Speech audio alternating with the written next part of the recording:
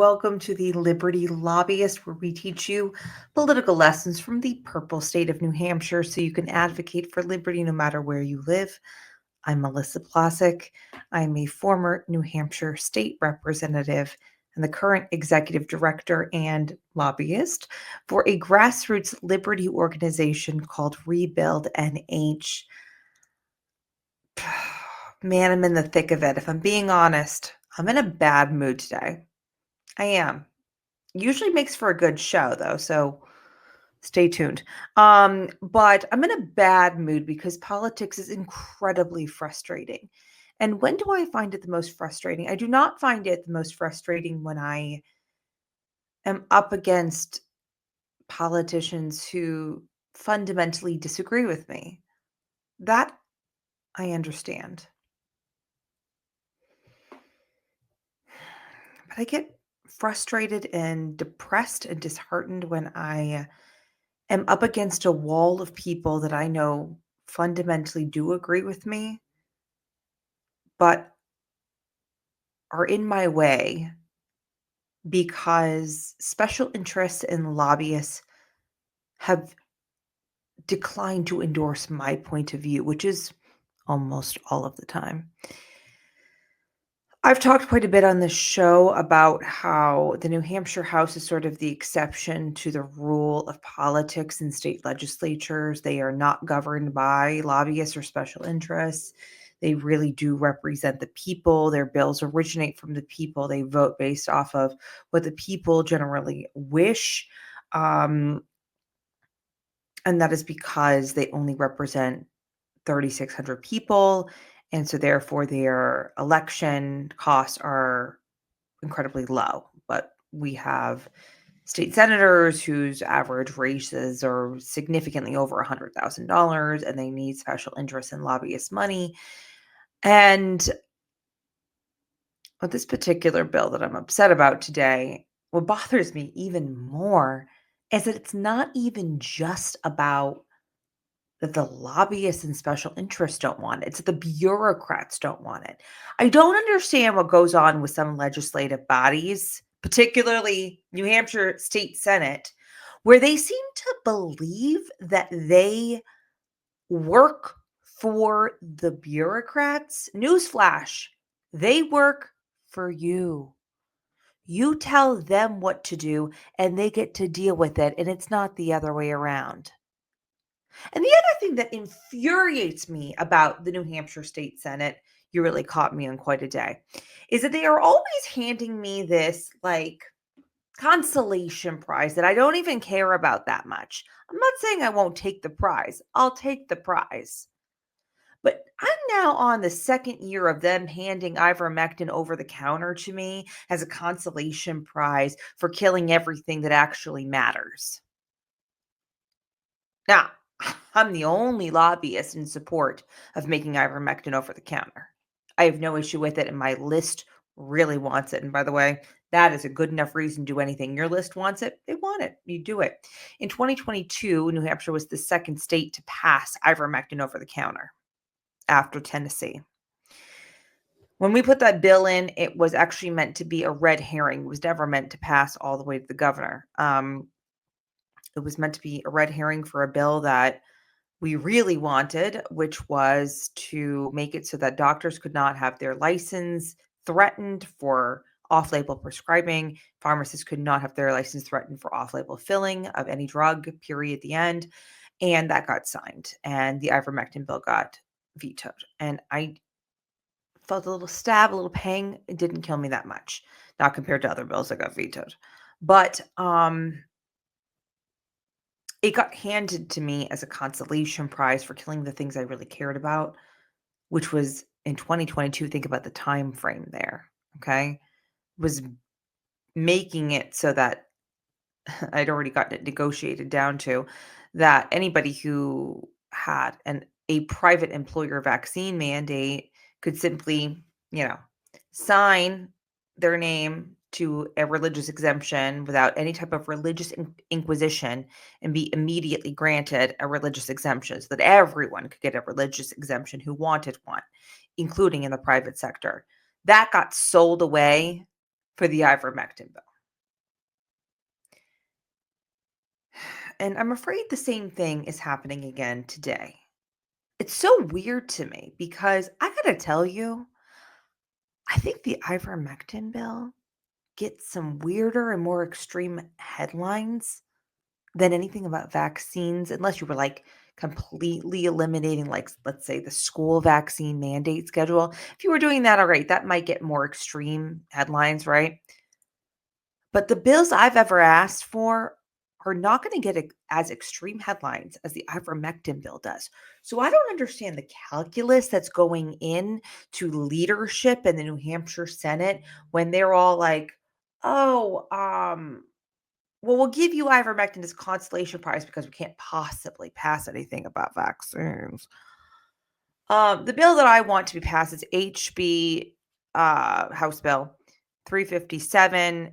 It simply says that the Department of Health and Human Services no longer has the ability to add any new vaccine to the school schedule. I have tried, I think this is, I can't remember, it's either my third or my fourth try on this bill. And I finally have the numbers in this trifecta to make this happen.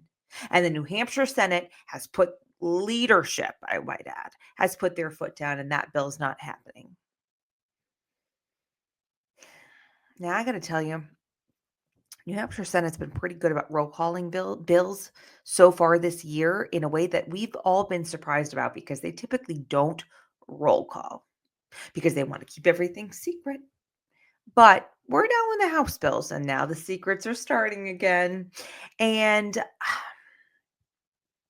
maybe this bill would not have been something that they needed to keep a secret, except that, and maybe this is a lesson that I've learned. My organization, as well as all the rest of the state level liberty organizations, were supporting this bill. We hammered them. We hammered them with calls and emails. I mean, there were hundreds, if not thousands, of emails that had gone through to these senators to support this bill. Um, and yet I only had one senator willing to support this bill. He tried to get a roll call. And despite the fact that apparently multiple senators were in support of the bill, they refused to roll call it, which they don't even consider to be any kind of vote. Then a voice vote to them is like not even a vote. Like it's just like, oh, yes, no. They all just kind of mumble and it just kind of goes through based off whatever the committee recommendation was. Um, they refused to second the roll call because leadership told them not to because this bill was not to pass. And if this bill had passed the New Hampshire Senate, it wouldn't have made a headline.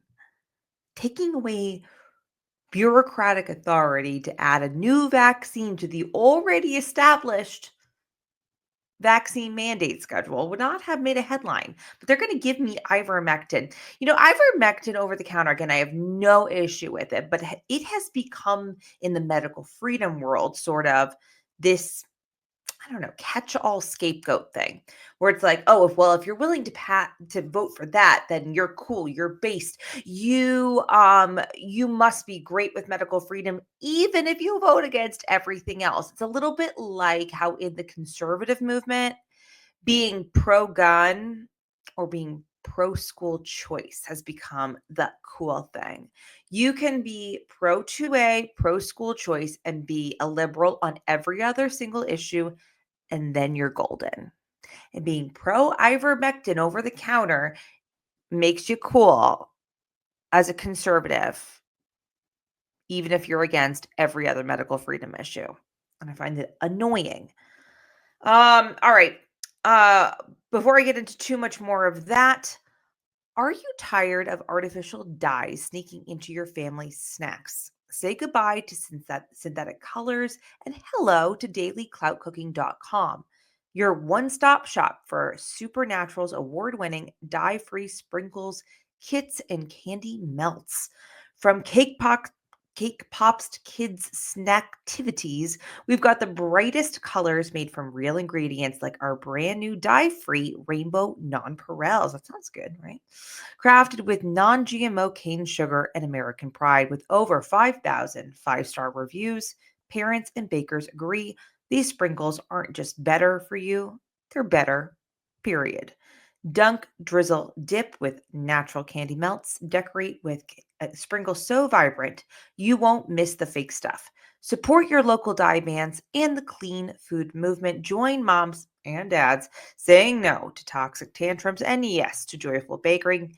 Go to dailycloutcooking.com right now and shop dye free. Old traditions, fresh ingredients. Let's decorate. If you're serious about your health and your coffee, listen up. Cardiology Coffee is the brainchild of renowned cardiologist Dr. Jack Wolfson, who wanted one thing: incredible coffee without the junk. No pesticides, no mold, no mycotoxins, just clean, organic, antioxidant rich coffee that supports heart health and actually tastes amazing. This cardiologist certified coffee grown ethically in the rich soil of Honduras by a women led run collective and tested by third party labs to guarantee zero contaminants, always organic, delivered fresh, packed with polyphenols and heart healthy nutrients, mold and toxin free every single time. Thousands have made the switch, and once you taste it, you will understand why. Go to dailycloutcoffee.com now to choose your perfect roast and shop clean coffee with purpose. Cardiology Coffee. Healthy heart, clean start, great taste. I'm not trying to get down, by the way, on making the calls, doing the emails. I am not saying that that doesn't work. It does work. Heck, in this case, it forced them to not roll call the bill because they were so terrified of the public on their side that they refused to record the vote. But I'm saying it's not always enough. And at the end of the day, when you fail, it's not the end. I failed today. That bill had one vote in its favor, 23 against. However, the good news is the bill is not dead. It lives on. I had it put in the budget a couple weeks ago, fearing that this bill was a goner. Okay. My governor does not have line item veto, so she can't do that. But even so, this is about angling over the Senate because the Senate seems to think that vaccines are just the most controversial subject known to man, and they can't possibly touch the subject of vaccines. Oh my gosh, they might melt like the Wicked Witch. But the House is willing to play ball. I have a working group of representatives, and that bill, and this is the case in most legislative chambers in America. So listen up to House rules. The importance of understanding legislative, so your Senate, your House, your Assembly, whatever you call it, their rules are very important for you to understand. In New Hampshire, both chambers say that you can, once a bill has passed that chamber, it's now considered germane or of the subject of any bill coming through that chamber, even if it isn't of that subject. So, guess what? I got it put onto a Senate priority bill today. And I will do that every session day as much as it takes so that the Senate is left with two choices. Either one, they non concur with all those bills, meaning they let them all die because they're so anti passing a single medical freedom bill. In which case, guess what? All of their priority bills also die with it. Or they can play ball and go to committee of conference and at least negotiate for one of those bills of the many I plan on attaching this bill to, makes it the distance. This is the time of every legislative season.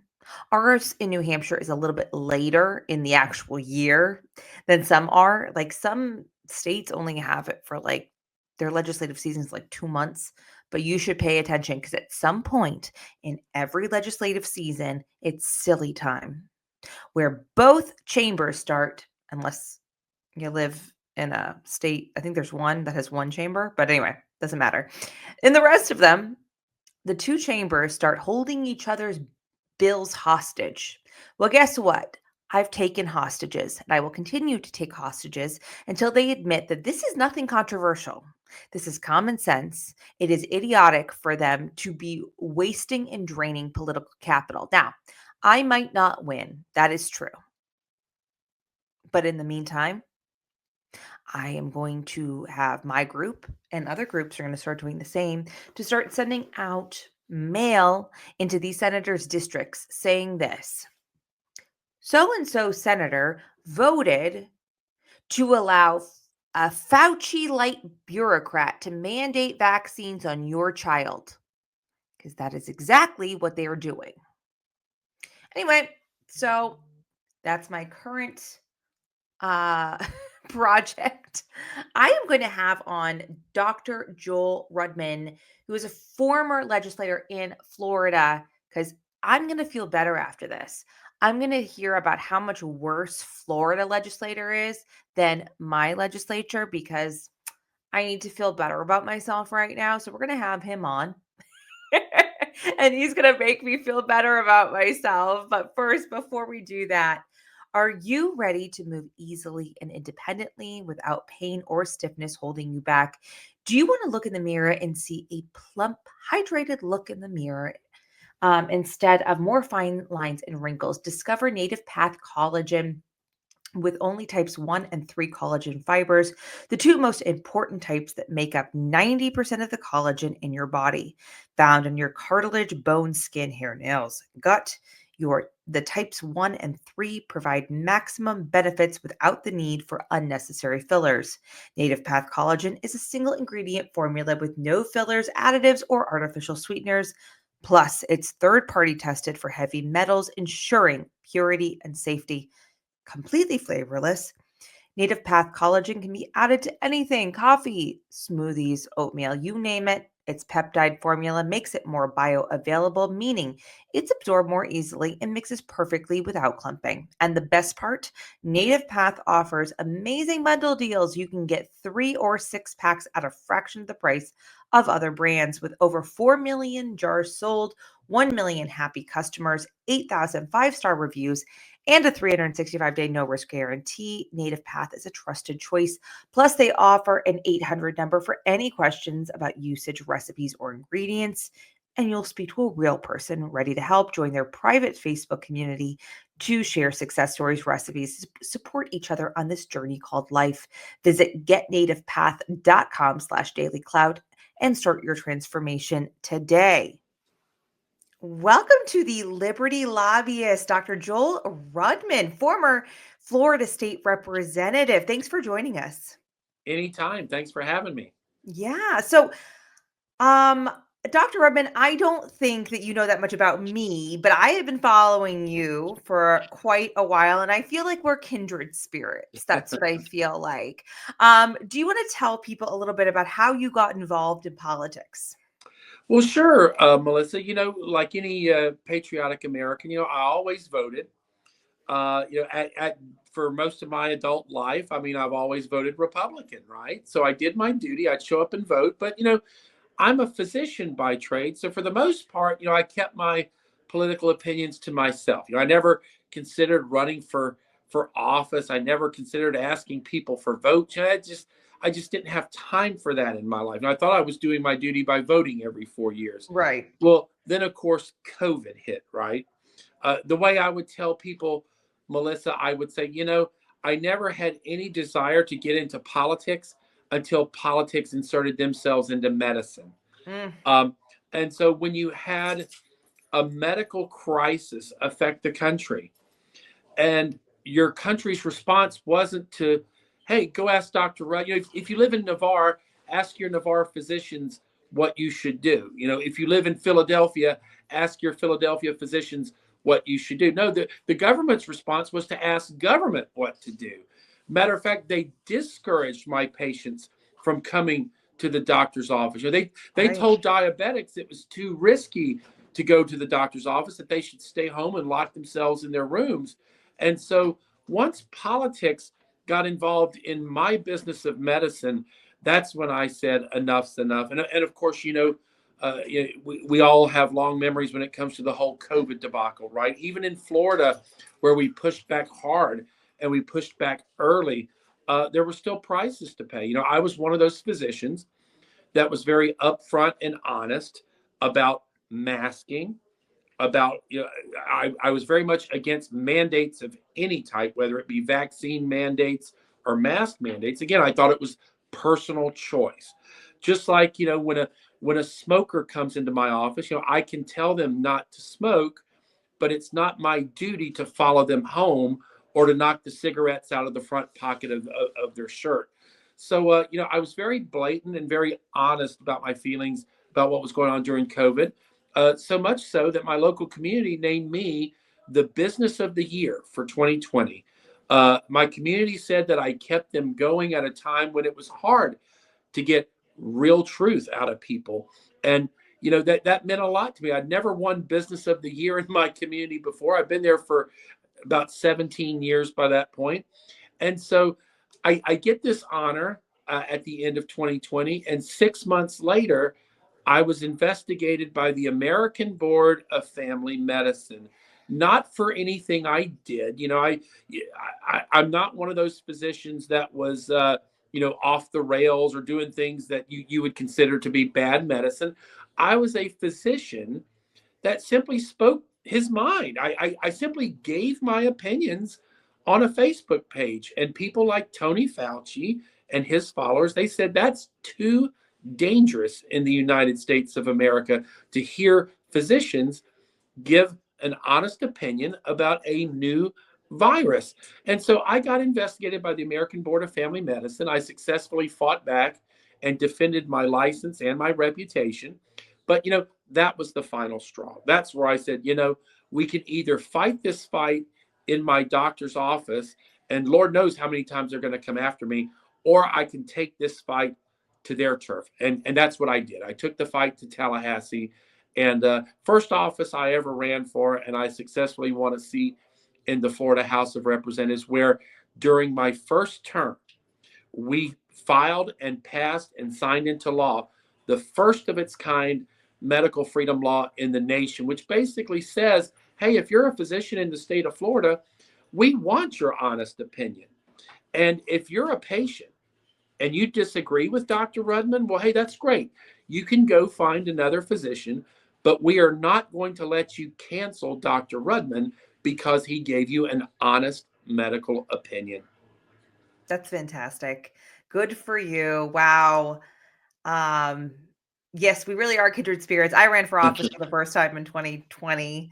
I am not a doctor, but I just, I was one of those people that just lockdown started and it seemed so absolutely bonkers to me. Right. And I just remember I had an 18-month-old baby, and I remember looking over her when she was sleeping after the lockdown order came down, and I cried and I thought, I will do anything to make sure that you're free. Right. And I ran for office and I became a state representative at the end of 2020, and now I can't let go. Well, it's a sickness. we really are kindred spirits, because I remember those days as if they were yesterday. And like you say, very similar experience in the Florida Panhandle. We're the rural part of the state. We are the heavily Republican part of the state. Oh, yes, you are. And, so up by us, once the tourists went home, right? Because you remember everybody was sent home. Everyone was told to stay indoors. The spring breakers had to go. Yeah. So once everybody was gone from our beaches, you literally had my family. We would go to the beach one afternoon, to breathe in the wonderful air and to just be alone with nature. Because remember, it was a very terrifying time in 2020, and so you would have these ridiculous scenarios where my family and I would be the only living beings on the beach as far as the eye could see. But you would have sheriff's deputies come by and say, you're not allowed to be here. What? You're kidding me. It's unsafe to be in nature by yourself. Give me a break. Heaven forbid we be out in the sunshine. Heaven forbid. We're going to get into the Florida legislature, but same days, right? So I've got this 18-month-old. She's following behind me.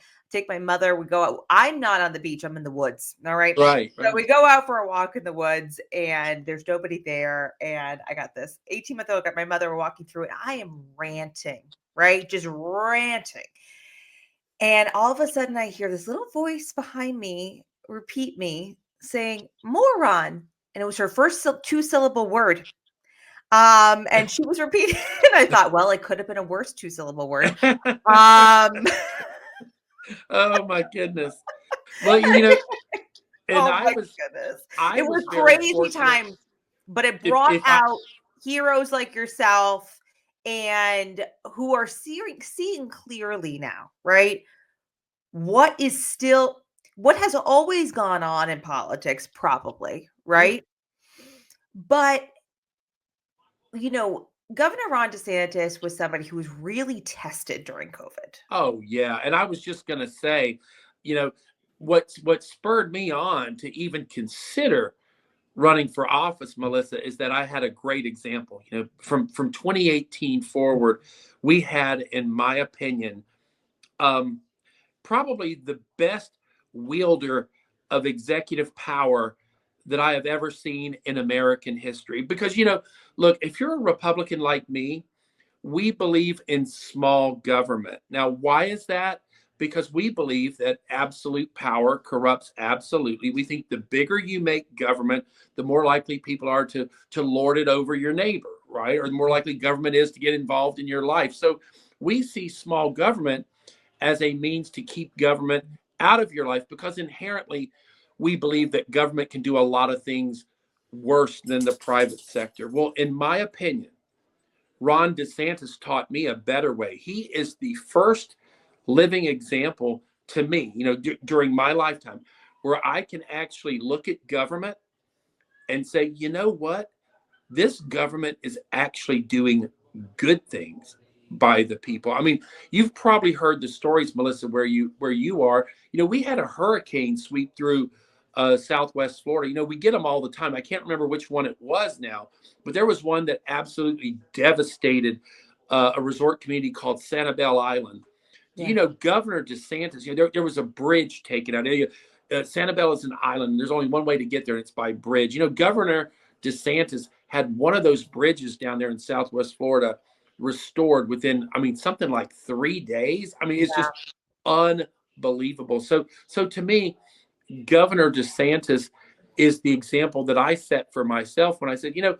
I want to run for office because I think I'm capable of good things, just like he's showing us. He was my first true example. I'm a big Reaganite, right? I believe in getting government out of people's way. But Ron DeSantis showed me, well, look, if we have to tolerate government, if we have to have at least a little government, let's make it efficient and let's make it effective. Indeed, indeed. It's something for a politician to talk the talk, and it's another to walk the walk. And COVID was the ultimate test at the end of the day because there was such a fear, right? And everybody in the media and the entire establishment was all on so one side that for him to come out after just very few weeks and be like, you know what, this is wrong. I remember watching, I had only very vaguely heard the name up here in New Hampshire of, Ron DeSantis, right? Right. Before COVID. And I remember watching that press conference where he was literally brought to tears apologizing for locking down nursing homes. Right. And I thought, I have never seen a politician show remorse for their decisions and just completely apologize and say, I was wrong. And now we're going to right this ship. And then he went so far in the other direction that, of course, he led the country. So, I absolutely consider him to be sort of the gold standard of conservative governance, certainly executive conservative governance. Because again, yeah, you can talk the talk all you want, and we've heard plenty of politicians talk the talk over the years. But when you're up against a wall, when you are really fighting and you have that pressure up against you, you've been in the hot seat. It is very hard. And I'm not saying like you and I as state representatives have not been in the hot seat the way that governor is in the hot seat, especially during a pandemic, right? Let's be real. Losing weight isn't just about looking good. It's about taking back control of your overall health. 42% of adults in America are classified as obese. Obesity is directly linked to severe health issues, including heart disease, diabetes, stroke, and cancer. These illnesses are costing Americans over 173 billion each year in medical expenses alone. If you've tried diets and different workouts with no success, it's not your fault. Big food and big pharma have rigged the system against you with contradicting information, leaving you confused. But there's good news. The wellness company just launched Drop, a GLP-1 peptide oral drop formula developed by their chief medical board, specifically developed to support your metabolism, curb cravings, and help you shed weight. That's right. No injections or the risk of severe side effects that we're seeing in the Zempic. Simply take drop in water, gradually increasing quantity over time, and let your body do the rest. Start your weight loss journey today and get $50 off plus free shipping. Head to dailyclouthealth.com and use code dailyclout. Take action today for a healthier tomorrow. We're going to bring on Dr. Joel Rudman. Right. But we can feel it, right? It is a different level to stand there and say, no, I am going to do what I think is right, even if it's unpopular in this moment, because eventually I will be proven right. And he's done that.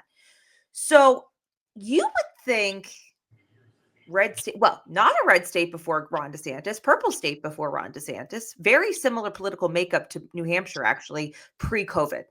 Very Okay. much so. Mm-hmm. He turned the largest swing state in America ruby red because of his leadership. And now he seems to be facing a rebellion of sorts from the Florida Republican Party. And I've seen this shape for some time. When would you say it started? So, it's interesting. We segue out of the COVID debacle talking about current events, and it's very right that we do so because, as you said, COVID to me is the best example of Ron DeSantis at his ultimate best. And two quick points I wanted to mention about Governor DeSantis, and then we'll talk about what's going on in the modern era here in Florida. But two things I want people to remember. Number one, you mentioned earlier, nobody originally had it right under COVID. We were all scared to death, doctors included. When they did Operation Warp Speed and they rolled out the vaccines. Look, I'm as guilty as anyone. I've been vaccinated. At the time, it sounded like a good idea, right? When you cut your foot on a rusty nail, you think, well, hey, it's a good idea to get a tetanus shot. So when our government said, hey, we have the cure for what ails you, we have the way in which we're going to get our country back to normal, I was very hopeful that the vaccines would be part of that pathway back to normal. So, I think you mentioned earlier that, Governor DeSantis, like everyone else, he took the facts as he had them. He did close down our beaches. He did, like I said, he told me not to go to the beach there for a couple of weeks. But what's different about Ron DeSantis compared to every other office holder, Ron DeSantis will tell you when the facts have changed, or when his opinion has changed, or when he got the wrong end of the stick. Right. And in that regard, that's also kind of a mea culpa that I had to do as well as a physician, right? Because as I alluded to with the vaccines, I was very hopeful that the vaccines were going to restore all of us to normalcy until they were proven to be less than effective, less than we hoped they would be. And so I had to take a step back and say, guys, I think I got this wrong. Normally when you take a vaccine, it's so that you don't catch an illness. Now we're hearing stories of people catching COVID, even though they've been thrice vaccinated, 4 times vaccinated. So like Governor DeSantis, I was one of those people who said, look, I'm going to admit when I got it wrong. I'm going to admit when the facts have changed and my opinion has changed. And I think people respected that. about Governor DeSantis, because, he went along with it for about 2 or 3 weeks, just like everybody in the Yeah. world. But unlike everyone else, Governor DeSantis, he reevaluated. Right. He looked at the facts as they were coming in. And, Governor DeSantis will be the first to tell you he's no physician. He doesn't have MD after his name. But boy, let me tell you, Melissa, every decision he made from that point forward in regards to COVID was absolutely spot on, just 100%. As Agreed. a physician, I stood behind every word he said 100%, because when he did look at the data, when he did look at the facts as he had them in front of him, he's like, you know what? A lot of this stuff just doesn't make sense. And certainly he was my champion on the masking as well. There's that famous clip that you can still find on YouTube where Governor DeSantis, we're opening the state, we're telling everybody to live their lives, especially if you're young, because you're not going to, odds are greatly in your favor that you're not going to suffer any sort of disability or death from this virus. And here's Governor DeSantis at the University of South Florida giving a speech to, hey, everybody knuckle down and let's open up. And he had some USF students standing on the dais with masks. It's that famous video clip where Yep. he turns around with the cameras on, with the mics on, and he says, guys, you look stupid in those masks. I'm here to announce that you don't have to wear those. He said, now look, you can if you want, but I'm just telling you, they don't do anything. and as a physician, I could not have agreed more. I'm watching this in real time, and I'm like, that's my governor. That's my hero right there. Love that. And we also have a pretty good Surgeon General too, Joe Latipo. So getting back to your question, what's changed? That is really the $64,000 question, Melissa, because you would think with America's governor leading arguably probably now one of the most conservative states in the nation. He You won would think 22 by 20 points in a year where Republicans were really, it went against every historical margin and got crushed. I mean, even electorally, he was a hero as oh, well as absolutely. politically. And this was during the election where everyone was expecting the red wave. And what's funny is we did have the red wave. We had it in Florida And only in because of Florida. Governor DeSantis. Yes, New Hampshire. I was so high up on hopium. I can't even tell you going into that election. I was so high up on hopium, and it was not good. Well, and that brings us to 2024, because I was first elected in 2022. Okay. And listen, I'm going to be honest with you, Melissa. I'm a physician, right? I live in a world of black and white. I live in a world of right and wrong. You either have appendicitis or you don't. There's no compromise. There's no negotiation. So I was told when I got to Tallahassee, hey, look, you're probably not going to like it because you're a man of integrity. You're a man of ideals. You believe in right. You believe in wrong. And so if you have a bill that you believe in, you're gonna be the guy who's gonna go to the mat for that bill. And so after one term, I tended to agree with those people. I was like, yeah, I'm not sure I'm cut out for this. There's a lot of horse trading happening. There's a lot of strings that are pulled behind the scenes that people don't even realize. So I wasn't even sure I was going to run for re-election in 2024. But again, thanks to the governor, thanks to some like-minded conservatives in the Florida House, I did run for re-election. I was elected with 79% of the vote, which was the second highest vote total in the state. And so here I am, November 19th of 2024, getting sworn in Tallahassee, Melissa, thinking, okay, I'll give this another go. We'll see how it goes. And, that afternoon, the Republican members of the Florida House, we had a mandatory learning session that took place. So 10 a.m., 11 a.m. Eastern, I'm getting sworn in. By 1 p.m., I'm being told how to be an effective legislator, along with every other Republican in the Florida House. Now, I'm sure it's the same in New Hampshire. Every 2 years, you have a new Speaker of the House. And Oh, so you don't in New Hampshire? That's very unusual. Florida is actually quite unusual that they have term limits on speakers. Oh, wow. No, we have no term limits on speakers. We actually have no term limits on legislators, period, because of the fact that we only get paid $100 a year. It has a pretty high natural turnover. Right. But no term limits on speakers. In fact, I haven't heard of another state with a term limit on a speaker that's one term, except for Florida. Wow. So to everyone watching this then and everyone listening, let me just quickly explain Florida to you. We are term limited. It's 8-year term limits in the Florida House. And so what happens is, that's basically 4 terms. Sure. So what happens is when you're newly elected in the Florida House, when I was elected, there were 27 other new members of the Florida House.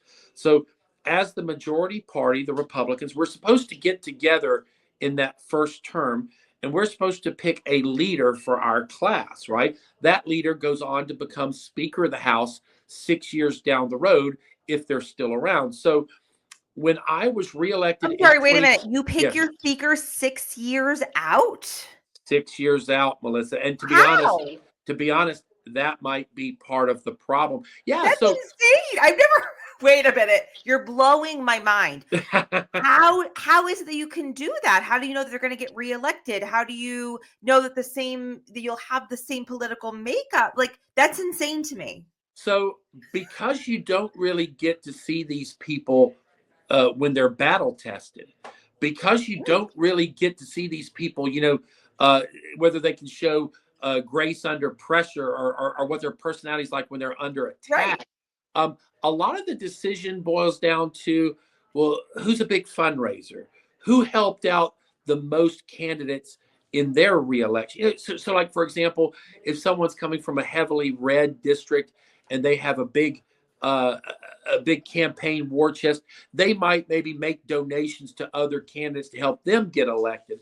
They're hoping that when it comes to a speaker vote, that those donations will ensure them a vote. I'm just letting you know that is not how other states operate. Well, We don't know who the Speaker of the House will be until typically weeks before the vote. There'll be candidates that will emerge immediately after the election. In whatever the majority party is, because you would assume it would be the majority party. And they'll have a private caucus vote to determine a nominee. And that is, I'm not saying that fundraising is never a factor in that, but it's usually who has been historically a good leader in other ways, right? But that maybe term limits make it so that that's not as much of a factor, which is interesting. Well, and it is interesting because, again, as a newbie, not really being in the political realm, I get to Tallahassee in 2022, and I serve under a Speaker of the House named Paul Renner.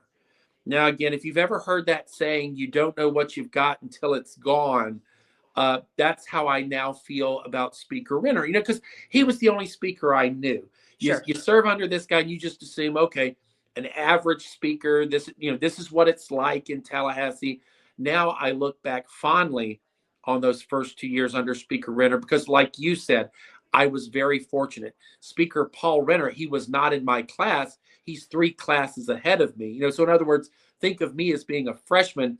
Speaker Renner was in the senior class. He was, he was in his last 2 years before term limits. But thankfully, that Speaker of the House was a strong conservative, and his principles did line up with mine. So they pick somebody out of the freshman class. Is that what you're saying?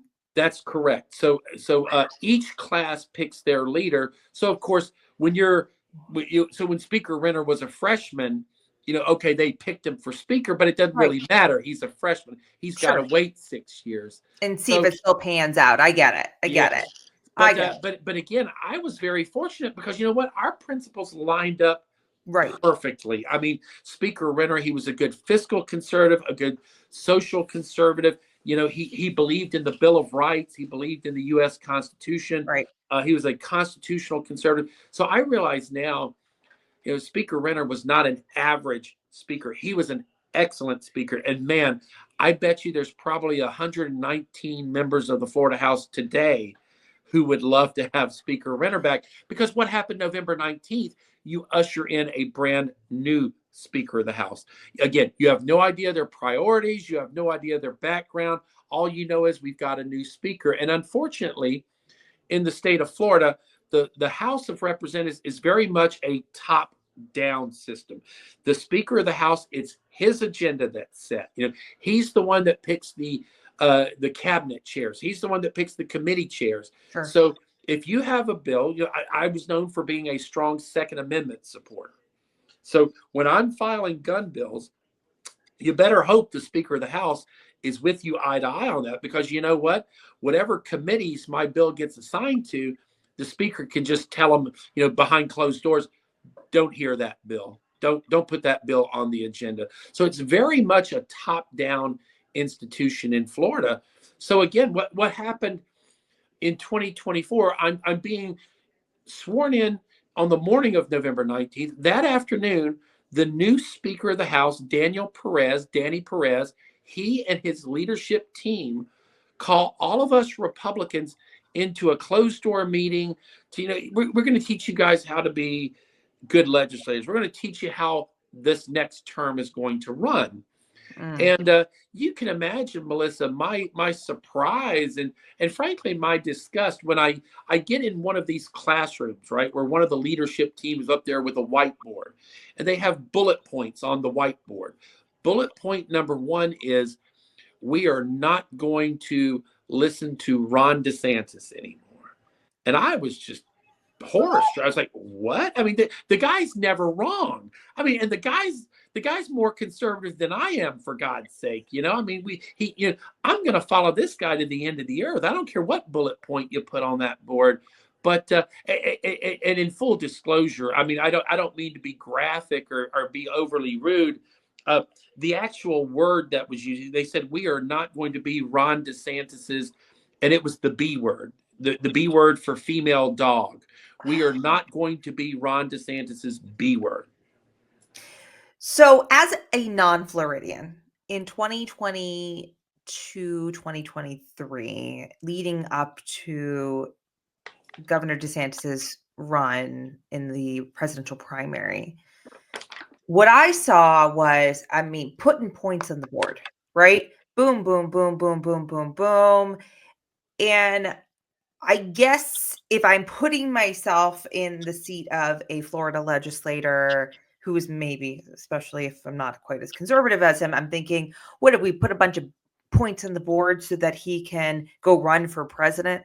Like, is that what this was all about? Is this just like a political agenda so they can go run for president? Do you think that is any part of the sort of listen, as a non-Floridian, I also loved everything they put on the board. Okay, right, exactly. And I'm here in the New Hampshire legislature saying, we can't let Florida get ahead of us. We're the free state of New Hampshire. We can't let the free state of Florida get ahead. Became sort of a rivalry. I'm sure you don't feel that down there, but up here it became that way.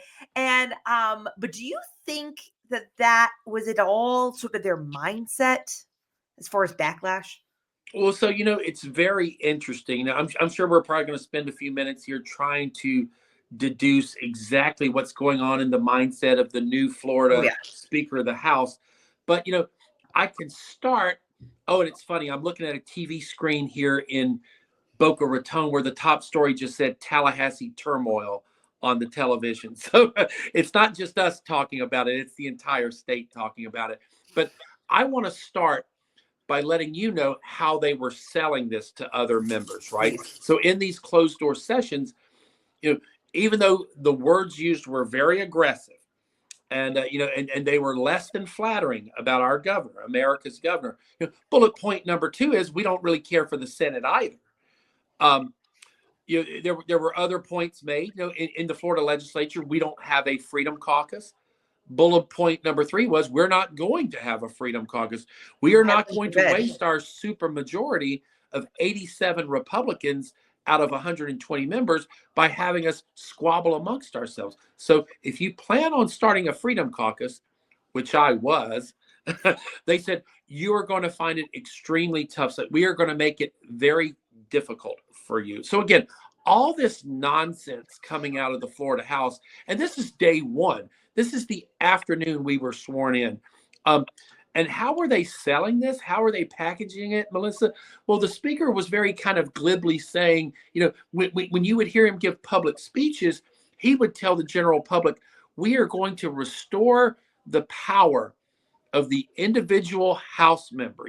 For too long, the House of Representatives has been just an afterthought. We've been a rubber stamp for what the other branches of government want to do. Well, no, you're not going to take the members of the House of Representatives for granted anymore. So he kind of did this slick promotion that, hey, Representative Rudman, I'm going to give your voice more credence. I'm going to stick up for your voice is going to mean as much as the next senator, or your voice is maybe going to mean as much as the governor's voice. At least that was how they were marketing it.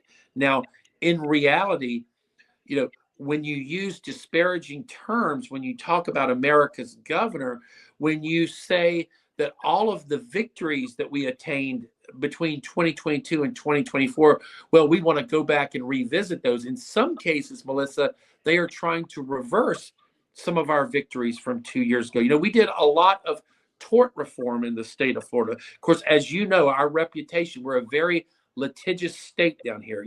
Homeowners insurance was going crazy. Automobile insurance was going crazy. Malpractice insurance, speaking as a physician, going crazy. And again, it's all because of frivolous lawsuits. So we had under Speaker Renner just much needed tort reform. And in this session, the 2025 session, the very same Republicans who voted for tort reform are now trying to undo it. It's just absolutely ridiculous. Why? Tell us why. Well, again, they're kind of packaging it as, well, whatever Ron DeSantis does, we're going to do the opposite. And again, as a conservative, it makes absolutely no sense. I can give you a couple quick examples.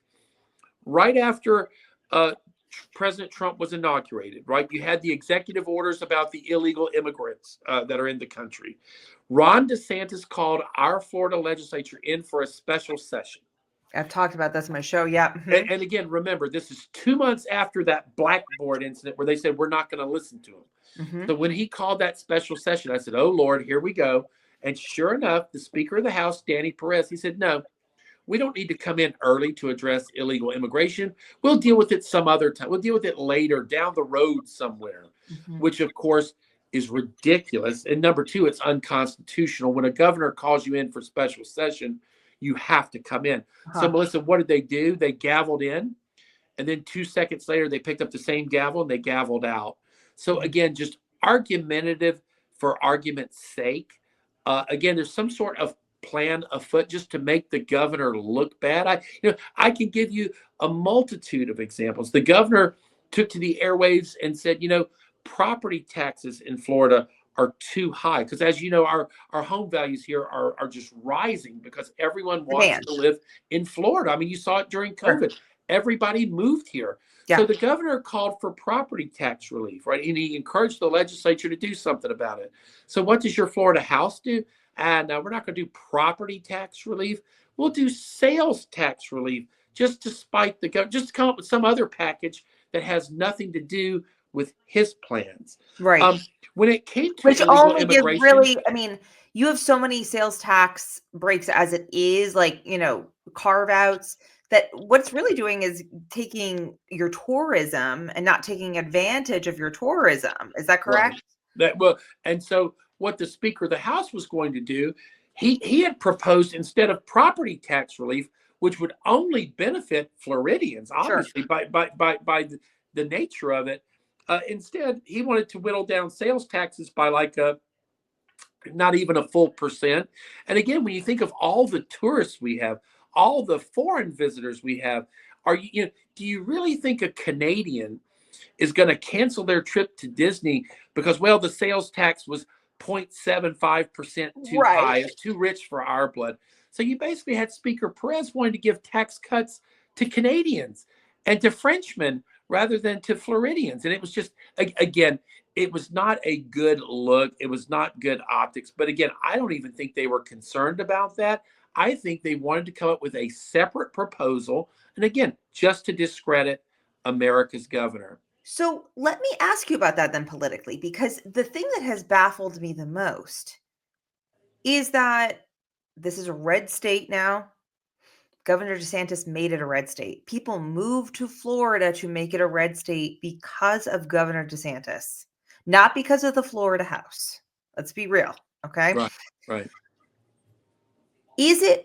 Is going out of your way to deliberately bash and go against the very vocal will of probably those high profile governor in America, is that working for them politically when it comes to just the PR angle? So certainly, when it comes to the opinions of the Florida voter, oh, it's Right. backfiring big time. I mean, they're getting ratioed left and right on social media whenever they post anything that even remotely mentions the governor in a bad light. So they're really getting their heads handed to them on that. So again, it makes you wonder. Well, then politicians. Okay, we think they're stupid, but they're not that stupid, right? Usually they're clever like a fox. Yeah. Um, so you have to think, well, in what world does this make political sense? Now, I can give you three theories that are floating around out there and see what your viewers think or see what you Go think. for Now, it. number one, the governor, like myself, was very anti-marijuana. We Mhm. had a marijuana amendment on the ballot back in 2024 that would have made marijuana legal to use in the streets of Florida. And the governor took to the airwaves and said, "No, we're not." I took to social media and said, as a physician, that's not a good idea. But let me tell you, he went all out. I mean, he really went scorched earth on the marijuana argument. And thankfully, that amendment was defeated. Um, Marijuana is still a controlled substance, and it's you still cannot just legally partake in the Sure. streets of Florida. So thank God we won that argument. But one of the theories going around is that the corporate cannabis folks have not forgotten that, and that they are somehow behind this movement to make certain that America's governor does not have any further political future. That Mhm. is one of the theories that's out there. And certainly when you do a campaign check on some of these vocal critics, the state representatives that seem to have kind of turned turncoat, when you look at their campaign contributions, certainly there is an argument to be made for that. I Mhm. noticed, for example, after this last election in November, we expanded our supermajority from 85 to 87, right? So as if we weren't already eradicating the Democrat Party enough Right. in Florida. I mean, they're pretty much non-existent now in the state. So what you had, Melissa, in the month or two after November 2024, we actually had a couple Democrats jump ship. And they claim after they won election as a Democrat, after they deceived their voters, they now go to the airwaves and say, you know what, we've seen the light. We think we're actually Republican. We identify as Amazing. Republicans. And they are the most liberal you would imagine. Of Yes. the two who converted, one actually converted because she was miffed that she was not named local Democrat county chair. She ran to be the Democrat chair of Hillsborough County in Tampa and lost. And so she took her ball and went home. And the very next morning, she called herself a Republican. Isn't that Became a crazy? Republican. Now, the other one was a trial lawyer from South Florida who, it's her business to sue insurance companies. And remember what I said earlier. Tort We had reform. just engaged in a bunch of tort reform 2 years earlier. Now she's seen the light. She's a Republican. So, does that have something to do with the fact that the current Republican House is now trying to undo tort reform? Did her addition to the Republican team somehow have that big of an impact? But I also bring that up because this Johnny come lately Republican who ran as a Democrat, who voted for Kamala Harris, by the way, this Johnny come lately Republican, when you look at her PAC, right? When you look at her campaign PAC, after she became a Republican, she just got a $25,000 donation. Now, look, I was in the Florida House for 2 years. I had my own PAC. I never received a single donation, I don't think above $5,000. $25,000. And guess who it came from? A corporate cannabis company. So again, one of the theories is that corporate cannabis is behind the attacks on the governor, but the other theory is that these trial lawyers are behind it. Tort reform, that was really big for the last 2 to 4 years, and people are saying, kind of like how in Star Wars the Empire strikes back, people are now saying the trial lawyers are striking back. So down here we have a guy named John Morgan, Morgan and Morgan. I don't know who your version is in New Hampshire, but you see these Morgan and Morgan I have an evil billboards. John Morgan up here, but it's for a different reason. Go ahead. It must be the name. His billboards are everywhere and stuff. He'll sue you if you look at him the wrong way.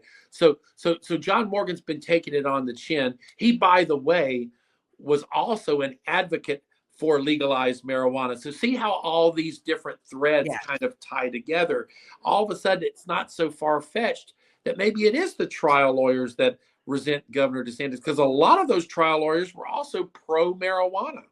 And then I think another thing that kind of goes along with that, we kind of go back to the special session, right? Calling them in for immigration reform, but also he was also calling them into special session for ballot initiative reform.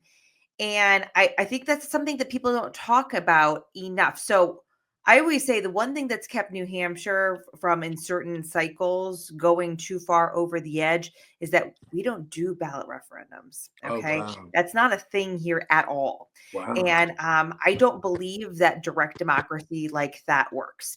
And in Governor DeSantis's wisdom, earlier, he had changed the threshold for a ballot referendum to pass, right, from 50%, so majority, right, to 60%. But when he called them into special session, he was looking to eliminate it, or what was it? Yeah, so we've had ideas over the last couple of years to make it to make the threshold, I guess, higher, right? Okay. Because right now, the only reason we don't have legal marijuana right now in Florida is because the bar is set at 60%. Right. They did have a majority. They did have 50-something%. Right. But we in Florida, we have set the benchmark at 60. We have heard referendums and joint resolutions talking about raising that bar even higher. And I think what you're talking about with Governor DeSantis specifically this session, they were looking at how some of these things were even put on the ballot in the first place, right? Because you have to have very clear and concise language. In regards to another thing that was on our ballot this year, we had an abortion amendment that was on the ballot that was also defeated. And let me tell you, I'm a physician, and when you read the language on that abortion amendment, you couldn't tell what you were voting for. So I believe Governor DeSantis, he wanted the language to be very clear and concise. But I think they were also concerned at how easy it was for people to get signatures, the required number of signatures. That was it. Now, I can tell you in my own personal experience, not so much with the marijuana initiative, but with the abortion amendment, my wife and I think we had to go get our driver's licenses renewed or something down at the DMV.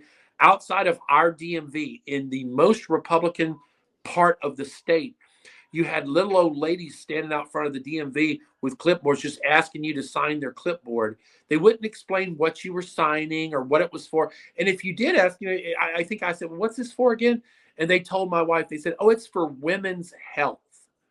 So again, I think the governor was looking for some safeguards, looking for some place to be sure that when people do give their signatures, they know what it's for. And then we also want to be sure that these signatures are valid.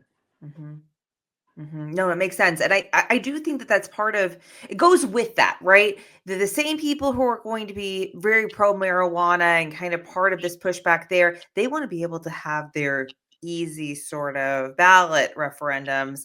And so I always felt like that was part of it. Now let's move to federal politics / moving into the next gubernatorial race. It is so depressing to me, honestly, that the one state where we finally get in the most conservative governor in America you guys have term limits. Okay. My Right. state doesn't have term limits. We just keep reelecting the same rhinos over and over and over and over and over again. And anytime we ever think about getting somebody decent, even into primary, the Republican Governors Association, they step in and like, no, we'll spend whatever is necessary. And then everyone drops out. Okay. Right. So, but we get Governor DeSantis in down in Florida. You guys have term limits, 2 years. He's done soon.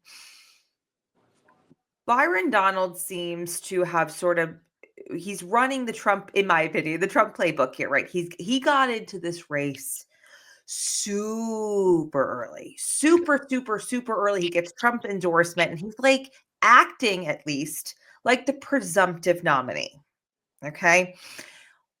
How do you think that's influencing where this is going? And maybe we even need to go back to the presidential primary. Do you think that the presidential primary is influencing politics down in Florida? I'm not saying that there were no Florida state legislators who supported the governor in the primary. You were one of them. But it was shocking to me how few were supporting him in the presidential primary.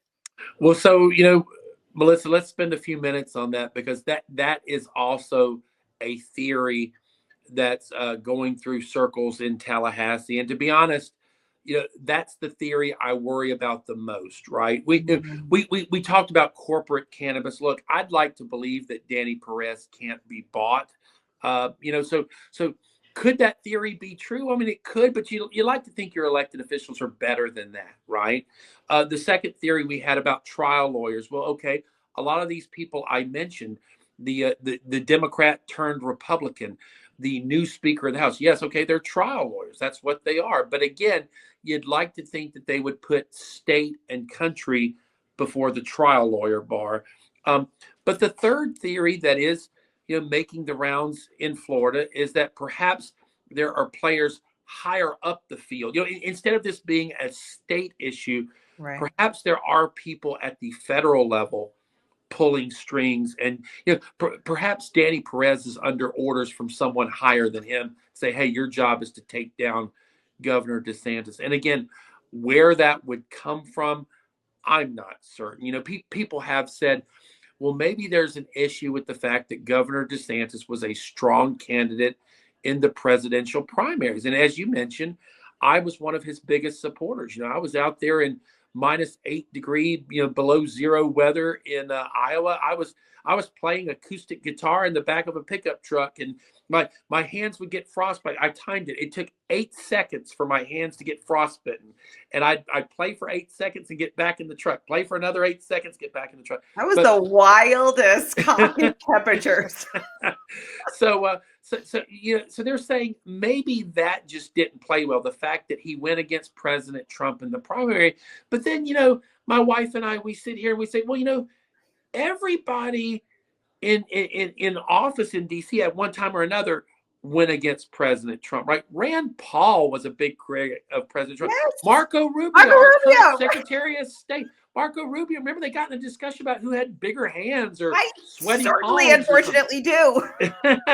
I mean, JD Vance, for that matter, was a never Trumper at one point. Yes, called him Hitler. I mean, I can't even believe it. So to me, that blows my mind. This is the one guy. Is it really because he went up against him, or is it something else? Well, and again, I'm not the expert there, but I'm happy to share what I know. So in Florida, right, when I got to Tallahassee back in 2022, I thought, hey, it's great, right? I'm a strong Republican. They used to call me the second most conservative member of the legislature. I thought we were all pulling in the same direction. But when I got to Tallahassee, you learn, well, wait, there's different levels of Republicans. There's Jeb Bush Republicans. There's Charlie Crist Republicans, which thankfully there are maybe only one or two of those left. But you had Rick Scott Republicans, right? And then I guess you would consider me a Ron DeSantis Republican. And again, as an outsider looking in, as someone who never got involved in politics, you would think, well, surely we're all teammates, right? But that's, again, part of that theory about strings being pulled. When you look at Byron Donalds, when you look at Rick Scott, when you look at anybody who in the last week or two, who any Republican who's gone out and maybe been less than effusive in their praise for Governor DeSantis. You look at common threads, there does seem to be a common thread, and the common thread for most of these is a lady named Susie Wiles. Are Mm. you familiar with Susie Wiles, Trump's chief of staff? Yeah, yeah. And tell us about I mean, I know, but tell the viewers about the history of Susie Wiles in Florida. Well, so again, you're hearing this secondhand from me. I'm no expert, but from what I've been able to gather, Susie Wiles got her start under Rick Scott, right? So she's a Rick Scott ally again. So if you were to call, hey, what type of Republican is Susie Wiles? You'd probably call her a Rick Scott Republican. Well, Right. so is Byron Donalds. Byron Donalds is a Rick Scott Republican. They all praise each other on social media, and again, you can kind of see these connections being made. But Susie Wiles, at one point in her life, she worked for Governor Ron DeSantis, and apparently she was terminated. She was let go. So again, one of the theories that's gaining traction among people that pay attention to politics in Florida is that, okay, now we have someone who may have a bad taste in her mouth about the governor, an ex-employee, and now this lady's in a position at the federal level to maybe do something about it. And again, it's interesting because your viewers may not know. So it says, hopefully it says under my name, it says former state representative. When all of this craziness went down in the Florida House, right? So we're talking early November when we first got word that this isn't going to be a normal session. This House is going rogue. Well, my congressional seat where I live came open. I live in Matt Gaetz's district. So when that congressional seat opened up, I said, you know what? My people are already asking me to run for Matt's seat. This sounds like it's not going to be a fun time in Tallahassee. I'm going to run for Congress. And so, Because guess you who? thought that DC would be more fun? Well, I certainly didn't think it'd be less corrupt. But again, I thought maybe you rearrange the deck chairs on the Titanic a little Sure. bit. But anyway, my point being, guess who ran against me in that? I mean, and they ultimately won election.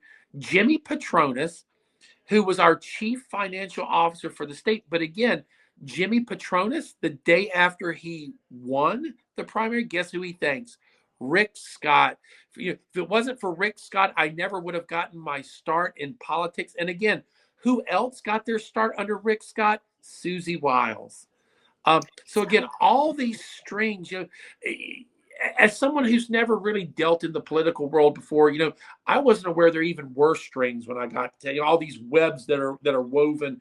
But now I think you have to, Factions, right? Yeah. yeah, I think now you have to at least admit that, hey, they exist. Now, is there a common thread there, or does A cause B? Does that cause C? That part I'm not sure, but you have to admit it doesn't look good. It looks like there is some sort of cabal, some sort of grand plan to take down America's governor. And the fact that it's being done by Republicans, Melissa, that is the disgust. Because as a Republican, I'm used to being attacked. I'm used to seeing my governor attacked, but it's usually by these left-wing radical Democrats, which here in Florida, we can blow those attacks off, right? I mean, Right. where I live, Jimmy Patronis, our congressman, he didn't even campaign in the district, and he won by 15%. So we are heavily Republican. It doesn't matter what any Democrat said, and we're used to them just throwing the works at us, right? It doesn't matter. We Right. can laugh off their attacks. But when these attacks are coming from fellow conservatives, when they're coming from Republicans who 2 years earlier, there are state representatives who had pictures of Ron DeSantis on their campaign flyers. Sure. And now 2 years later, they're trying to somehow make up these false arguments to somehow throw him under a proverbial bus. It's just beyond the pale, and it's not deserving of the Republican Party. I mean, I don't even call it a Republican House anymore. I call it the runaway House, because the tactics they are using, these are not Republican tactics. These are Democrat tactics that are being used by Republicans to feast on our own. And I don't like it one bit. I would be remiss. I don't want to keep you too long, but I would be remiss if I didn't bring up that it has been bandied about the possibility of Casey DeSantis running for governor. And obviously, sort of continuing the DeSantis, legacy and agenda, right, moving forward. And I think, from the little bit that I understand about Florida politics, there were other names bandied about to maybe sort of continue along the DeSantis legacy before, but when Byron Donalds got in, it became necessary to pick somebody with, a name, right? Right. Casey DeSantis has the name. She has the name ID, the everyone knows her, likes her. And polling wise, she's probably the only person who could beat Byron Donalds. I did feel, and you can tell me if I'm wrong, that the attacks against the governor really amped up when Casey DeSantis's name started getting bantied about. Would you agree with that? Absolutely 100%. Again, these are political attacks. These are calculated attacks. By whom? If it's by corporate cannabis, if it is by the trial lawyers, if it's by a coordinated cabal at the federal level. I mean, I'm not sure who's calling the shots, but it's 100% political. And and to your viewers who may not understand the dynamic in Florida, because I do see the rare comment on social media where it's people who aren't in the know. They say, well, it looks like the DeSantis family, they just can't let go. They want to create a dynasty, and they don't understand, Melissa. The fact of the matter is, and I'm going to be honest with you, Ron DeSantis is a Republican who cannot be bought. He stands for what he stands for. He stands for conservative principles. He is a man of principles, and so that scares a lot of people. So I'm sure what's happening in Tallahassee, and for those people saying, "Well, he's setting up a dynasty," no, he's not. What he's doing, he's looking around because he's term limited. He has done such great things for this state in the last 6 years. He's looking around for someone to hand the state over to. Yes. He's looking for someone that he can trust. And that was not Byron Donalds. Well, and most of the people he would have handed the ball off to just got finished stabbing him in the back in the Florida House of Representatives. I mean, just so your viewers understand, he called the House in for a special session on the topic of illegal immigration. Look, as Republicans, that should be a slam dunk. You go in, you run a bill, you pass it, you're home the next day. We should all be able to agree on illegal immigration. This House did not take up the governor's suggestion. Instead, they tried to float their own watered down version of an immigration bill. It was the most insane messaging I'd ever seen. It was off the wall crazy. Not only that, they took away the executive authority of the governor. They said, all right, the person in charge of deporting these illegals, it's not even going to be the governor anymore. Right. We're going to take DeSantis's power and we're going to give it to the agriculture secretary. So I want your viewers to understand, of 120 members in the Florida House, and 89 of those were Republican at the time. Guess how many Republicans stood with Ron DeSantis? One. Representative Mike Caruso, who's a friend of mine down here in Palm Beach County, Florida. Mike Caruso is the only one who had the guts to say, guys, what are we doing here? Why did we not take the governor's bill? Why are we running this watered down rhino version? So this and think about all of the freshmen who ran on, I'm going to take on the establishment, right? And then they walked in, and the very first thing they rolled over on. Yes. I remember thinking that and just thinking, like, you all need to understand, anybody who's running for legislature out there, the establishment doesn't have horns, okay? They're going to come at you. They're going to have very logical arguments, and it is up to you to identify what is principled and what is not. Go ahead. So there's no dynasty taking place in Florida. What it is, we are looking for conservatives that we can actually trust to carry on the legacy of Ron DeSantis.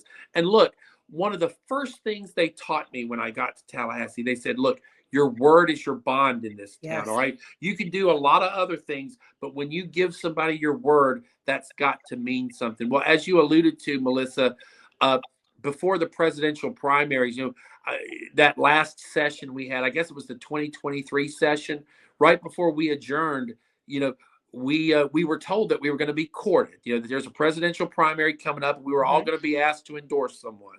Well, every single member of the Florida House was asked to endorse Governor DeSantis. I know I got mine in the mail. I signed mine willingly and sent it back. I was under the impression that pretty much most of the members of the Florida House, except for maybe 8 or 9, signed pledges to support Governor DeSantis, and they mailed them in.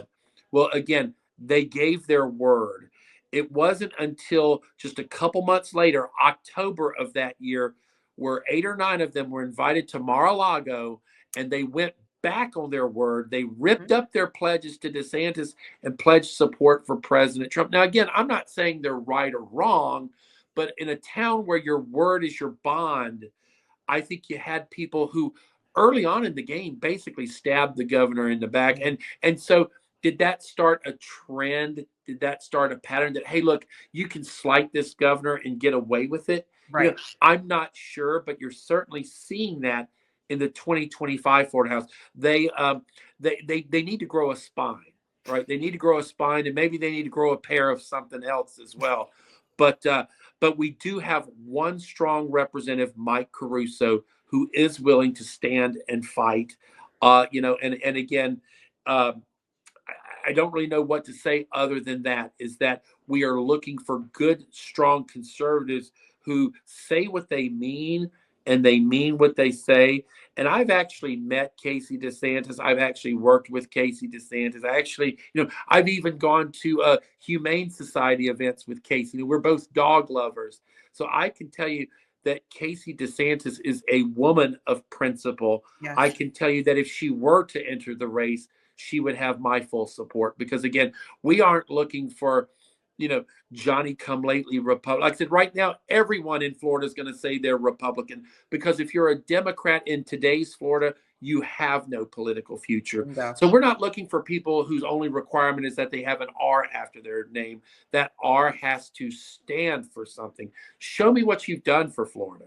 That's right. That's right. No, I completely agree. Might have to have you come back on. We'll see how the Florida pans out. We didn't even get into the Hope Florida controversy, which is just completely made up and insane. And to me, just out there to completely discredit Casey again for political reasons. But how can people find you, follow you, learn more what you're up to? Yeah, so I'm no longer in the state legislature. I have a medical practice that I've got to go back and rebuild. It's I lost a Gotta make some lot of money. money serving in the state legislature. My poor wife sacrificed so much. She never got to see me for 2 years. So now I'm back at my practice. My patients get me. My wife gets me back. But for those of you who are interested in my views or interested in my opinions or in the insight I have from having served in Tallahassee, you can find me on X. I think it's at Doc Rudman. I'm also at Doc Rudman, I believe, on Instagram, and Dr. Joel Rudman on Facebook. Again, I'm not very shy with my opinions. I mean, if you want to know what I think, just ask me. Or sometimes you don't even have to ask me. It's just put out there. But one point I wanted to make, Melissa, and then we'll say goodnight. Um, Politics is a dirty world. It's so dirty. So when people, when you don't play the game, when you're not used to politics, right? If you're just the average voter like I used to be, you pick up the paper and you see there's some sort of made believe scandal with Hope, Florida. People don't realize how easy it is to make up garbage and get it put in the paper. I'll share a quick story with you about my own run in with such a thing. So I in my district, like I said, I'm a very likable guy. I got elected 79% to 21%. So I don't really have a whole lot of skeletons in my closet. Opponents or my haters, they couldn't really throw a lot at me. You know what they threw at me? So I'm a rock and roller. I listen to heavy metal, right? So when we Okay. were when we were in session, Mhm. I was asked to bring my band to Tallahassee and put on a concert. Well, it just so happened to be October. So what did we do? We put on a Halloween concert, right? Because Right. I'm a big fan of Kiss. I'm a big fan of Alice Cooper. So I said, shoot, I'm bringing my rock and roll band. We're going to put on a show like you've never seen. So I take to the stage wearing, Alice Cooper makeup. I've got the Motley Crue kind of, leather and studs outfit on. So guess what the haters do? They take pictures from a Halloween concert where everybody's dressed up. There's representatives there dressed up as Sure. pirates, for God's sake. Right. They took those pictures of me in my Motley Crue outfit and they said, Dr. Rudman goes to work like this in Tallahassee every single day. Look at him. And so, for those of you who read these lies about Governor DeSantis and you say, well, it's in the newspaper, it must be true. Let me just, like I said, hopefully my little anecdote that I shared with you lets you know that these people, they have no decency. They have no limits that they are not afraid to go below. And what you saw with Hope, Florida, that was a prime example of them just making stuff up. Like the monkey in the cage. They throw the excrement at the wall just to see what sticks, and that's all that was nothing but excrement. I And agree. again, don't believe everything you read in the media. Absolutely. Absolutely. Well, thank you so much for coming on. You have a good night. Thanks, Melissa, and look, hope to talk to you in the future. Will do. Will do. That is it for the Liberty Lobbyist. You can find me on X at Melissa Blasek NH or at Rebuild NH. And if you have any questions, comments, concerns, you can email me director at rebuildnh.com. Until next time.